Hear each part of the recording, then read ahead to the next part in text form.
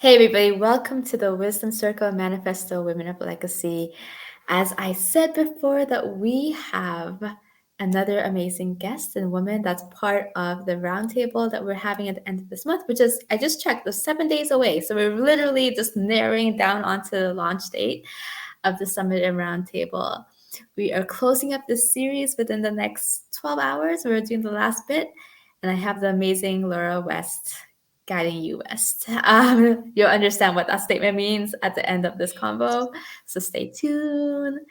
She is a mentor, an intuitive. She is a spiritual teacher. She helps other people on the path, and she mentors them through their experience of what it is to go through an awakening or a spiritual experience or something along those lines. It's so exciting to have Laura here because she just published her first book, as well as she does mentorship. And also, she has the balance of her work life as well as her family life. She's a mom. So there's a lot of dynamics playing in. Plus, she has a very fruitful background with, I'm just going to give one of the points away. I'm just going to say it, Laura, with like religion and the dynamics of that. So I think that is actually very valuable as well. And I would, if she desires to, only if she desires, she can tap into that and kind of speak about it more. We are going to have a lovely conversation talking about her experience as an intuitive, as a mentor, as an author, and her abilities to provide her clients and mentorship, and how her experience with the dynamics of religion as well as anything else in her life played into her awakening and her leadership now. All right, Laura, would you like to introduce yourself even more than what I did and go into detail about all the stuff that's happening? You did quite the amazing, thorough job. I'm very impressed. There's not much more to add. But yes, I'm Laura West, and I am a registered nurse. I'm a psychic medium. I'm a healer, author, soon to be podcast host, and just kind of all the things where intuition guides me. Amazing. What sparked and inspired you to really voice out like your story and your relationship with your craft? And like what really made you want to like dabble in all these different places to voice it out and speak it out and actually become a mentor in this field? Oh, yes, absolutely. So it all started many years ago when I was in high school. I had a dream about Jesus. And during that time in my life, I was brought up both in a Jewish and a Christian household. And we were going to Korean Christian church at that time. So I'm half Korean. And I was figuring out what resonated with me. Was it Christianity? Was it Judaism? I just really didn't know, but I feel that I had the fortunate situation to be brought up in both and be exposed to both because there's so much beauty in either of them. But I was really trying to figure out, well, how do I wanted to full-heartedly believe in one, and I just really having a hard time with that. And I just felt that there was more. And so when I had this dream about Jesus, he came and he visited me and he asked me to spread his word. I was very confused at that. I was confused by that request because to me at the time, spreading his word was like evangelizing and, mission trips and, things like that, that I was nowhere near comfortable doing because I was still figuring out where it fit in for myself. And Mhm. so when I had that dream, I was very confused, but I told him, I said, you know what, I'll try. And for many years following that, I always felt more in line with spirituality versus any other organized religion. And so I always wondered, like, does spreading Jesus's word fit into my spirituality? Because otherwise, I feel like I probably would have found religion somehow or somewhere to be able to do this for him.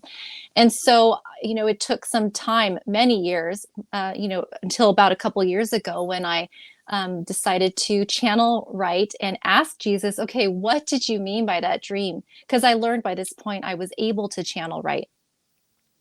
And so I asked, I asked him because I said, well, why not channel Jesus? Like, let's give it a go. And so I did, and I was able to connect. And he said that I'm to spread the word of love, and that was it. And it makes so much sense because that's what Jesus is. Like he represented love, and And that I could jive with. Like that felt really good.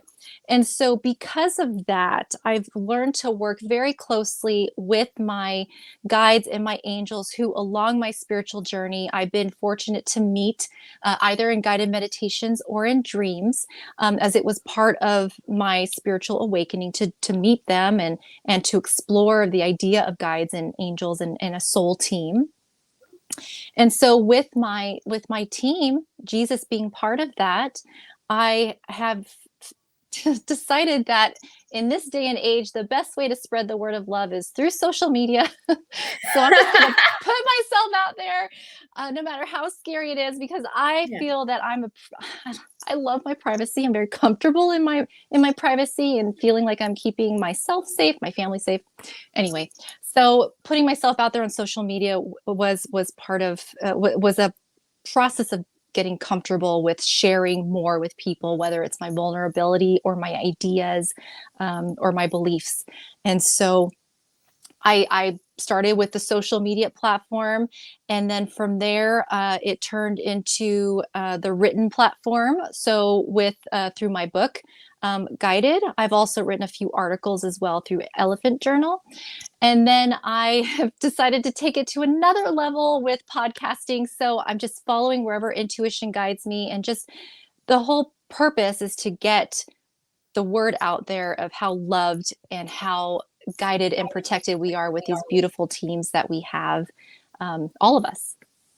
So that's amazing. I love it. I actually really think that's beautiful. And like Thank it's you. so profound because I think a lot of individuals, like we have our alignment, we want to get aligned into our business and aligned into the way that we're interacting, and we are downloading and receiving information and incorporate it into our daily action. And you're a primal example at the beginning stages of that, of how to incorporate what you're receiving and getting it awareness out there and doing it. And this is how it may look for some people when they're beginning and stuff. So really get it available and visible and out there. What are some like incremental steps that you can kind of give the audience or give people who are like receiving these messages, and how to incorporate it into their day-to-day lives and into a grander vision and a bigger audience? I think the biggest thing is to establish some sort of relationship with your intuition and with your guides. It's important to have that foundation of at least the beginnings of trust and the beginnings of a communicative relationship, because following your intuition and knowing what that looks like and what that feels like and who's behind that, as in your soul team, is really important to help you in all the different aspects and steps of your journey from this point right now to wherever you're meant to go, wherever your purpose is in life, Amazing. whether, whatever brings you happiness and helps either humanity, environment, animals, whatever it may be. So it's really important. That's like the basic foundation that you need, is establishing that trust with your intuition. One Mhm. good way to do that would be just start meditating. And it doesn't have to be like 30 minutes to an hour every day. It could be with guided meditations. It could be that you're walking and you're just focused on your steps, or whatever allows you to help you focus and quiet your mind, because that will allow the intuitive guidance to come through. You'll start to learn to differentiate between maybe a fear versus, oh, that idea popped out of nowhere, but I know it's my intuition. It's not coincidence or something like that. So building that relationship so that you can then start to follow the intuitive breadcrumbs to get to do the bigger things for what your purpose is and what you're there for. You got to get the you got to get the intuitive trust out of the way first, and that takes time. That takes time. It's a practice for a reason, but that's where I would start. Beautiful. I love the advice. I think it's amazing advice, and it's incremental. Like you said, the incremental change that occurs within all of us as we're stepping and evolving as individuals.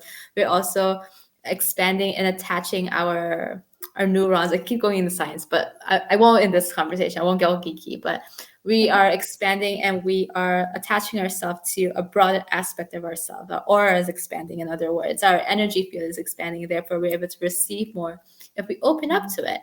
And like you said, Laura, like opening up to it through meditation and through holding space and having lots of incremental, like incremental means baby steps that add up, or like oh my gosh, what is it? Let's just say incremental, but they add up into a greater cause.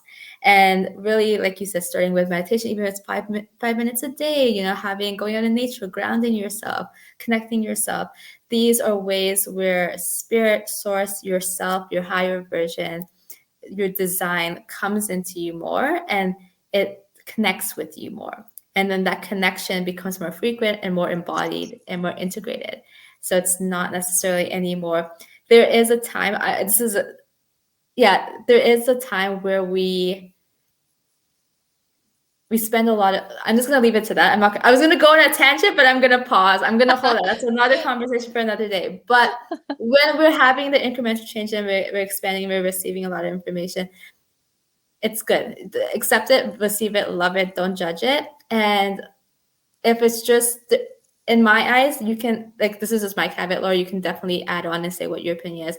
But in my eyes, like psychic channeling, intuition, there's no real difference. It's all the same pot. It's just different arrays and different levels of the same thing. But those levels don't have value or hierarchy. There's not like an obtaining or going somewhere. It's just a connection point. So being a channel versus having intuition, like intuition, I think is the most golden platform to really establish that as a concrete form is very important. And intuition is from the heart. It's really the connection of the heart. And when you are connecting to the heart and the heart space and being in tune with that, that's when you start to receive more pertinent, more defined information. And I do encourage people to really listen to that space. And I think that's really, really valuable. Do you have any, like, do you want to add a caveat or anything else on that or footnotes? Yeah, right. So I was told by Jason, who's my spirit guide. I call him my main spirit guide, but he's my spirit guide. And he told me that the reason why intuition is given to us through, whether it's a gut feeling or a knowing, or we just know in our heart, it's because we're such physical beings. And so they have to deliver it to us physically so that we can sense it and we don't blow it off. It's much easier for us to accept. And I love what you brought up about channeling and intuitive and mediumship and psychic and all that stuff, because I agree with you. There's no one's better than the other. There's no one's higher than the other. There's none of that. That's us humans putting labels on things. And for some reason, we like to do that. But in reality, it's just different ways that people connect. One person can do all those things. And it doesn't mean that they're better or they're more connected. Not at all. They've just been practicing and they got to that point. Doesn't mean that you couldn't either. Or I would say not even practicing. I think that it's maybe the tension. Like you want to spend attention to just accepting and receiving the way that you are naturally receiving and holding into that magic. So I think that's what the message that wants to come through, or the message that wants to be said, is that we don't need to achieve and strive. It's already present in us, and it's holding into that magic and that discipline of self-love and a heart space of it. So it's no acquiring. It's not acquiring for one stage or another. It's really saying like, this is my receiving point, and just allow, like, just having that receiving point and accepting it and starting from there and being with that is really, really valuable and potent. So that's what I wanted to say to some of the women that may be listening, or some of the listeners, or even viewers that are listening to this, is that when we're thinking about intuitive businesses and we're leading in from that perspective, all that matters is your heart centeredness and your connection to that. And then everything follows through, like alignment, discipline, all these things. And that is the divine feminine flow. And that's why it's always referenced that this spiritual essence and this energy is the feminine essence that we're striving for, and divine essence. What I wanted to say is that with our conversation, with your book, we were speaking about your book a little bit and your Mm-hmm. ability to channel through the book and receive it through psychic intuitive Mm-hmm. and everything. What was that experience like when you were receiving and kind of processing and putting through this book into like manifestation in physical form? What was that experience like as you, as an individual, as a human, as a woman, in connection to your guides and your spirits in creating this process together? Oh gosh, it was a it was a roller coaster experience, that's for sure.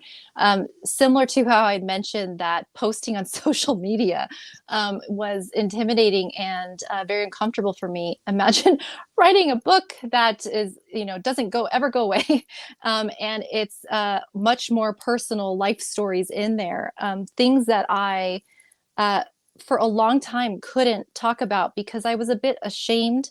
For example, like a relationship that I was in that there were just so many red flags that I chose to ignore, and it took me a while to be comfortable talking about that. And I put Mm. it in the book because because I had a book coach. Thank goodness I did. She kept me in line, first of all, and accountable, but she helped me to see that my vulnerability were my strengths, and that's what people will resonate with a lot. I didn't want to just give a surface overview of things. I wanted to give more than that. And so it was actually very therapeutic to write this book as well, Yeah. because there were things that I hadn't visited in a while, like the passing of my grandmother or the passing of our family dog, like things like that, where Yeah. when I wrote it again, like I got teary eyed again. It was just, but it felt good. Like it felt like I was releasing. And so, That's yeah. yeah, so I think that, the process of writing this book versus maybe I just got the hit to write like a young adult novel or something like that. It just, it was, I was very much more intentionally following intuitive guidance and writing this with my guides through channel writing and things like that. So it was more of a collaborative process in that sense. Otherwise, I think it would have been even more overwhelming, and the occasional writer's block that I hit would have probably been harder to get through. I love that. I absolutely love that. I think that's so like so powerful and so important. And having that support team with you, Mm-hmm. ethically as well as physically, having Right. you, keeping you accountable, holding your heart, holding your hand, walking through the process, and spending time with you. Because you're right, writing a book is extremely emotional. It's very therapeutic. It's one of the biggest therapy sessions you'll ever have, writing a book, because especially if it's a memoir, right, or it's a manifesto, which yeah, so it's a memoir or manifesto, which I'm going to do a plug quickly. In April, I am launching the manifesto, which is 13 months for women who want to come together, and men as well, to write their own manifesto. Okay, plug is Ooh. over. Yeah, plug is over now. But essentially, with that plug, it's that same principle of holding like everyone together and accountable, and through that process, that emotional process, and it's very therapeutic, and it's very transformational, because it's Yes. almost like the author goes through the transformation again to have to be prepared, like prepared to give it to the public and offer it to the public. So congratulations for stepping through that. That's a powerful, Thank you. powerful experience. Thank you. You're welcome. You're welcome. All right. So how about you tell the audience a little bit about Jason, since you talked about it a little. Tell them the story of Jason. Oh, Jason. I love Jason. Jason came to me in a dream when I was had spiritual awakening number one. And I found Sylvia Brown books. She's a psychic medium. She passed a little bit ago, but she wrote all these books about spirituality, and they just, I couldn't get enough. Like I went to the bookstore to buy more and more and more. There was no YouTube then. There was no social media. The internet was just starting to come out. So that was how I got my information, which was fine. It was less overwhelming that way. So I turned to books, and in one of her books, she said, if you want to meet your spirit guide, you can ask for them to come visit you in a dream. And so I did that. I asked to my guide. I didn't know anything about him. I didn't just learned about guides, but I gave it a go and asked him to visit me in my dream. And probably a couple of weeks later, it was not right away. A couple of weeks later, I had a dream. This man, but he was kind of floating. He wasn't standing on the ground. He's kind of floating. The background was almost pitch black, very dark, but he was very vivid. I could see him very well. And I just knew to ask him in my dream, thank goodness, are you my spirit guide? And he said, yes. And then I asked him, what is your name? And he said, Jason. And that was it. That was it. That was it. Like started, it ended as quickly as it started, but that was it. And I remember when I saw him, he reminded me.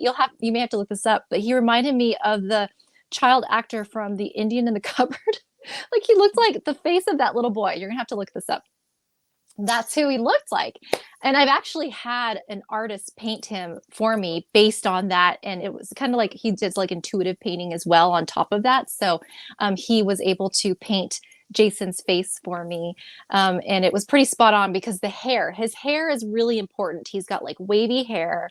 And he's, lighter skinned, and he's probably in his like 20s or 30s. Hair is probably like to here. I haven't gotten close enough to look at his eyes, but this is very interesting. My good friend, she's like a soul sister, just recently did a shamanic journey for me, and he was there. And so she was able to see his eyes. They were like light brown. And anyway, and I was like, oh, wow, gosh, Jason to me sounds very handsome. So I'm like, I don't mind keeping him around. But it's also ironic because he kind of looks like my husband. Yeah, I was gonna say your husband's gonna get so jealous. I swear to It's okay. God. No, my husband knows all about Jason, and and my husband's hair, he grew it out, so I'm like, so he looks like him. Yeah, he's like, I better look like this man. I know this man that I'm so close to. Well, man.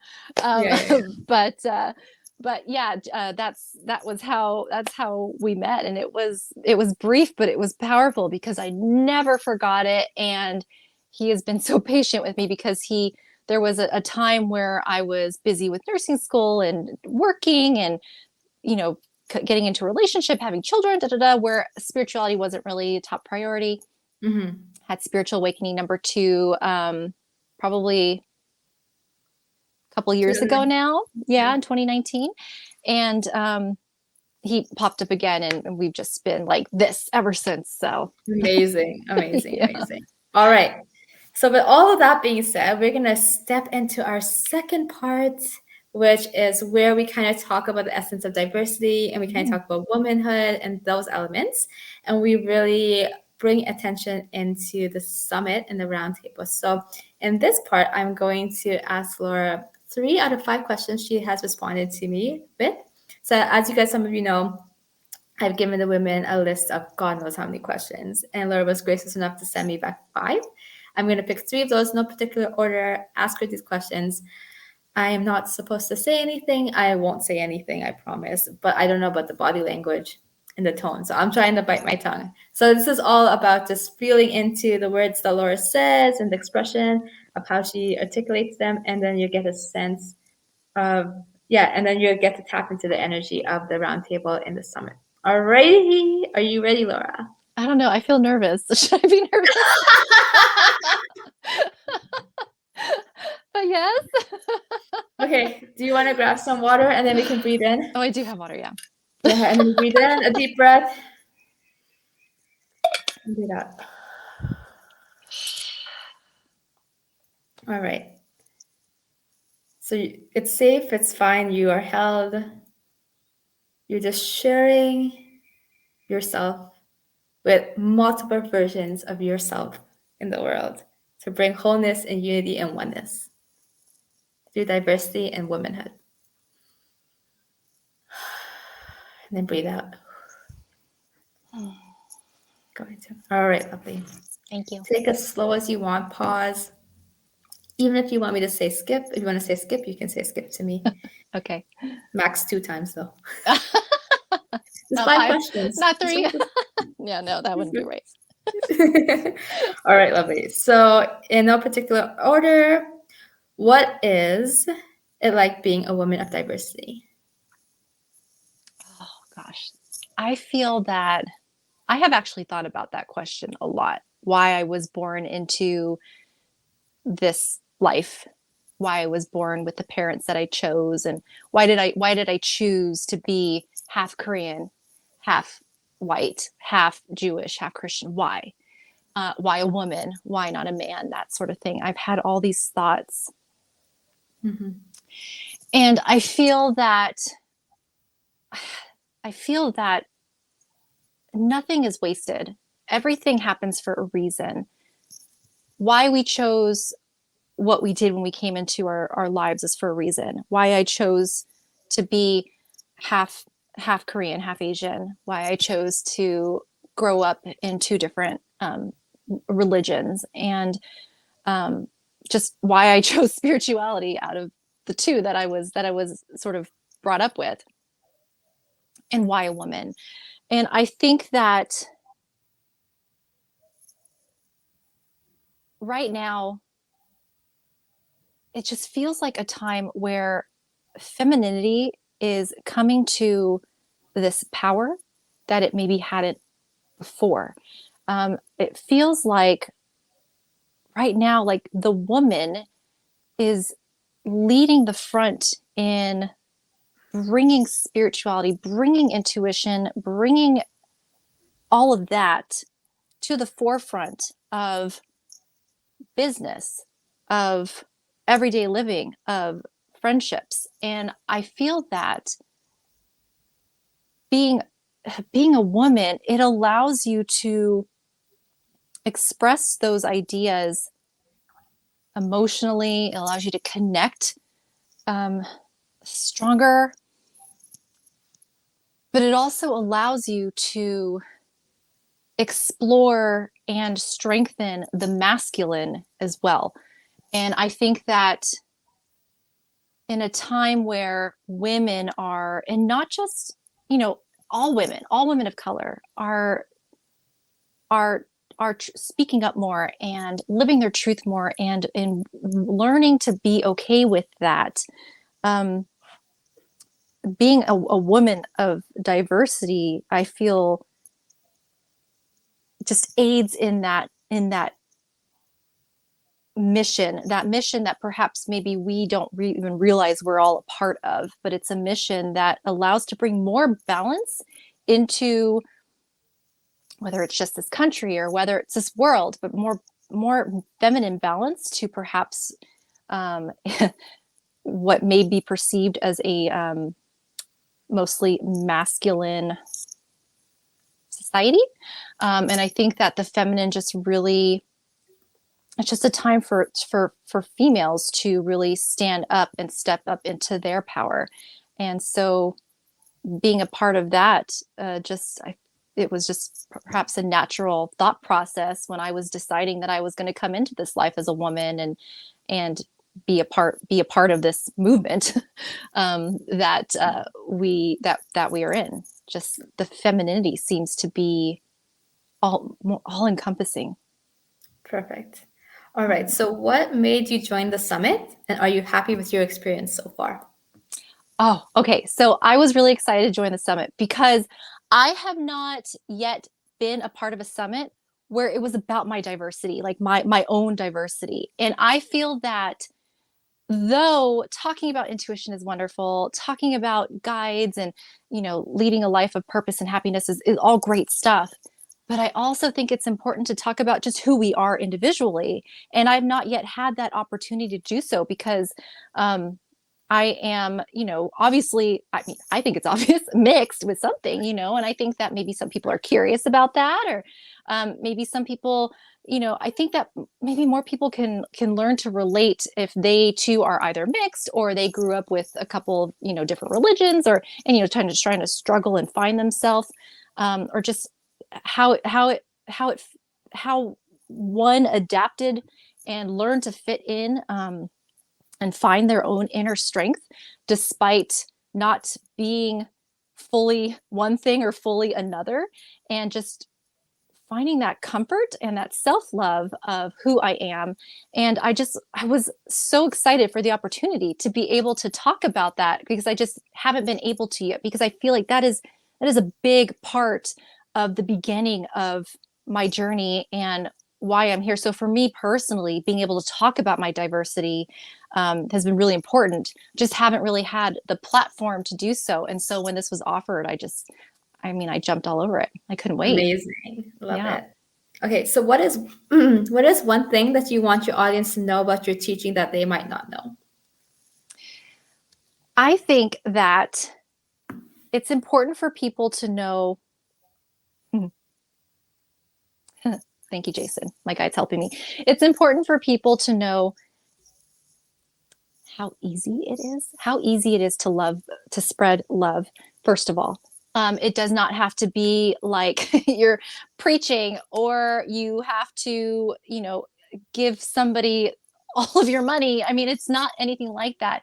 It's just so simple. It's it's just smiling to a stranger, or it's just asking somebody how they are, but genuinely meaning it, saying hi to people.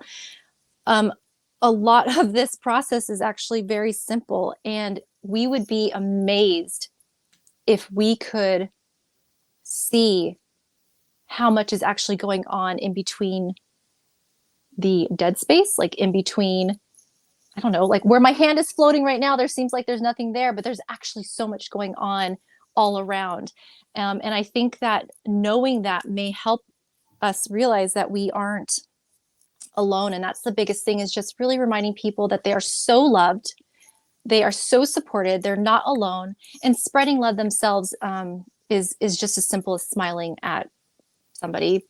It might help them Amazing. have a better day. Yeah. Beautiful, beautiful. I love that. I love the end piece. It's very beautiful. Thank All you. right. So as you know, in addition to asking the women the 33 questions, the three questions that they picked, maybe I didn't count how many questions I sent you guys. Knowing me, I possibly could have sent you 33 It's questions. So definitely not, but 33 is a good number. 33 is a very good number. Yeah. Yeah, there's a specific reason why it's 33, guys. If you guys are not sure, tap into the summit to find out why.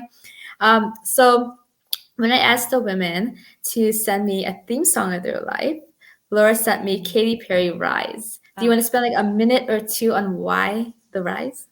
Okay. That song, like whenever I start to feel like my ego is taking over and I start to question why I'm doing what I'm doing, or if I start to doubt what it is that I'm doing, or I start to get fearful, when I listen to that song, I get empowered right away, because it's like a I will survive and I will rise. I'm getting chills just talking about it, but I will survive and I will rise despite what anybody thinks. And so it's just that, you know, that attitude that puts me in that headspace, and I just, that song does it for me every time.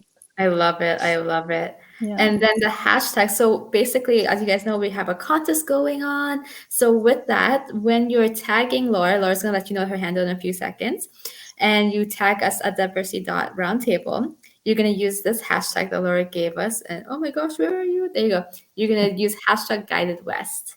Do you want to tell the audience why you picked Guided West as your hashtag? Oh yeah, I was intuitively guided to pick Guided West. That's the theme of this podcast. No, it was yeah. When I wanted to start, it was actually to come up with an email address. Like that's where I started, was to have sort of a separate email address in case people wanted channel writings, and I didn't want it to mix with my personal. So I was just thinking like, oh, what would be good? And Guided West came to me. West is my last name, and I mean guided. Hello. So it just kind of worked well together, and then that's how it came to be, and now it's just sort of stuck. Amazing. I love it. And then you can also find Laura at guided_west on Instagram as well. And you can find her on Facebook at guided west 11. And then her Facebook group is Soul Teams. That's amazing. What was I going to say? So as you guys know, with the hashtag, you're going to do hashtag guided west. You're going to tag her at guided_west on Instagram, as well as our Instagram page, diversity.roundtable. And for the woman that shares out your content the most leading up to the summit and the roundtable, as well as within the summit and roundtable, what do they get the chance to win for the woman that does the most shares?